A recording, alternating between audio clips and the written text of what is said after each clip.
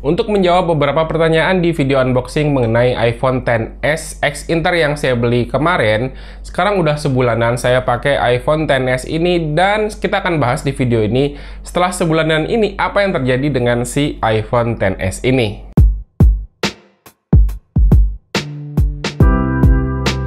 Halo, apa kabar? Kembali lagi di channel Gadget Indo dengan saya Randy. Ya, seperti yang udah saya bilang di video sebelumnya, kalau iPhone XS ini adalah iPhone X Inter kedua, yang second yang saya beli setelah sebelumnya adalah iPhone XR. iPhone XS ini saya beli untuk menggantikan iPhone 12 mini yang menurut saya terlalu kecil buat tangan saya yang gede ini, jadi sering typo ngetiknya. Jadi akhirnya saya beli si iPhone XS ini, dan kita bakal bahas apa yang terjadi selama 1 bulan setelah saya menggunakan iPhone XS X Inter ini.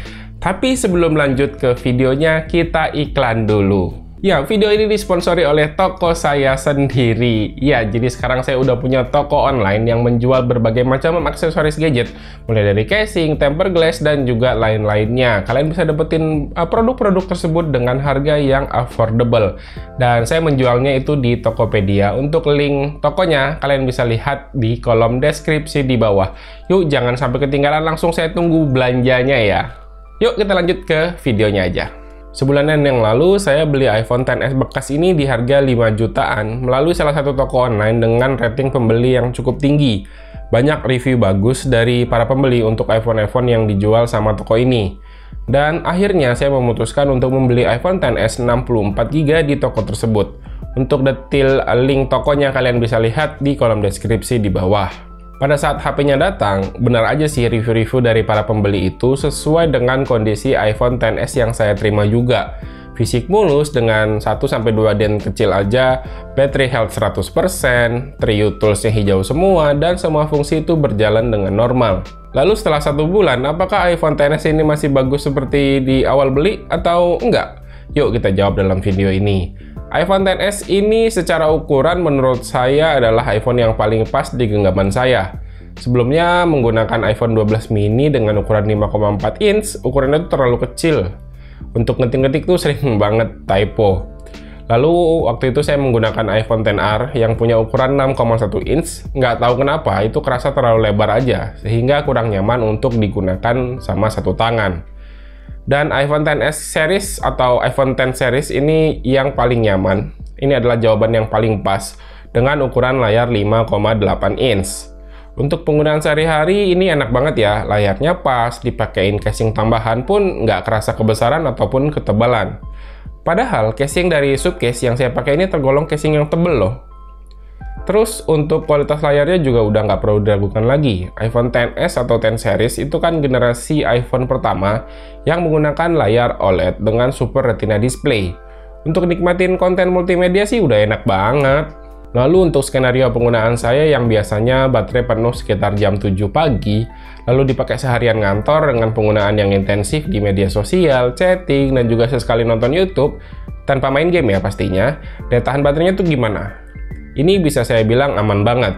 Dari baterai 100% di pagi hari tadi, pulang kantor sekitar jam 5 sore, ini baterainya ada di sekitar 30%-an. Dan masih bisa saya gunakan sampai sebelum tidur di 20%-an, lalu baru saya cas di esok paginya.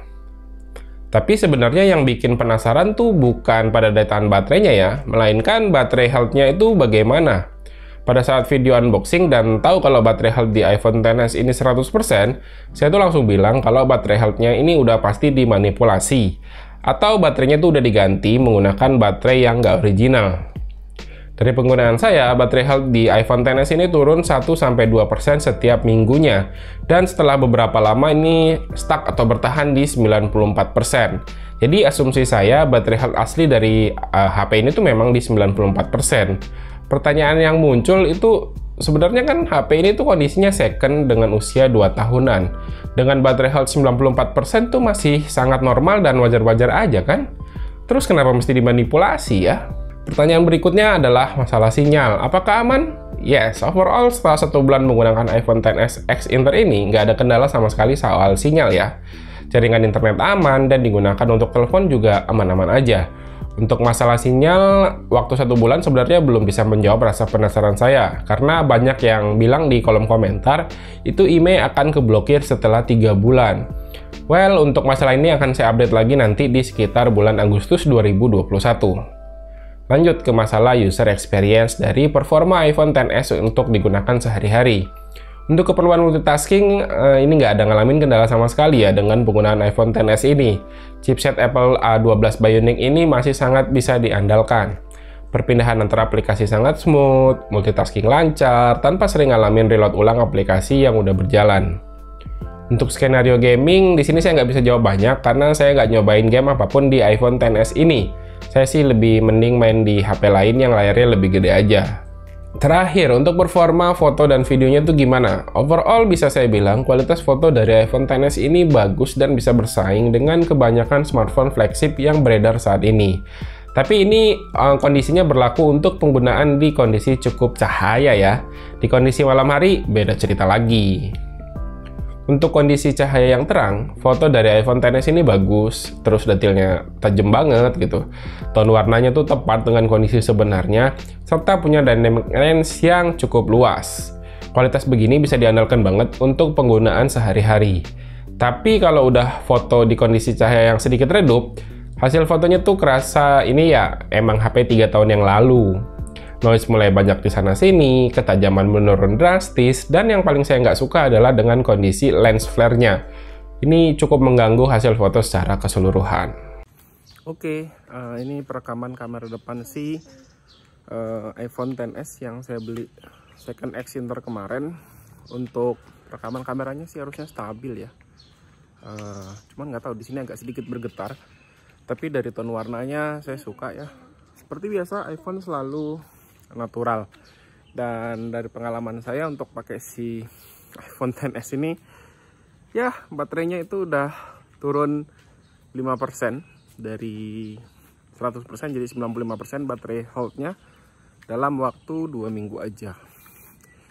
Saya yakin ini bakal terus turun sampai dengan kondisi asli dari si baterainya, jadi mungkin bisa ya harapannya di 90% lah, untuk jangan turun lagi.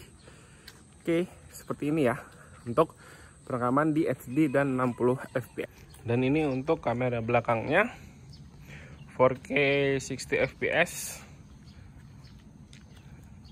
Ini bisa di zoom gini ya, enaknya. Riang lagi di mana, Riang? Riang? Jalan-jalan kemana? Di Bandung.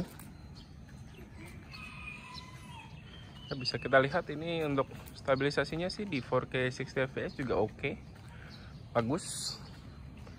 Dan untuk audionya kalian bisa dengarkan sendiri.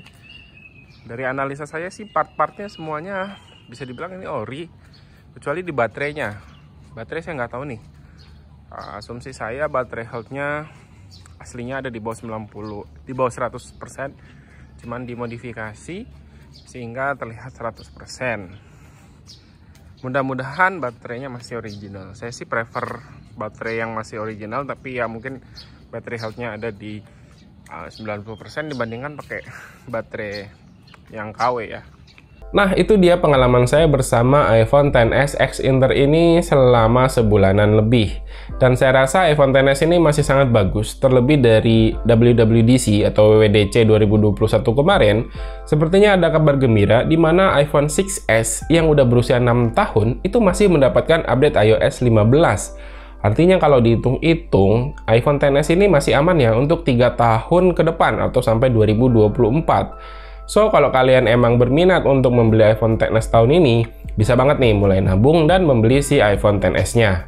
Oke, gitu aja ya. Terima kasih buat yang udah nonton. Silahkan like dan share video ini jika menurut kalian video ini bermanfaat. Randy pamit, sampai jumpa di video berikutnya. Yuk, bye-bye.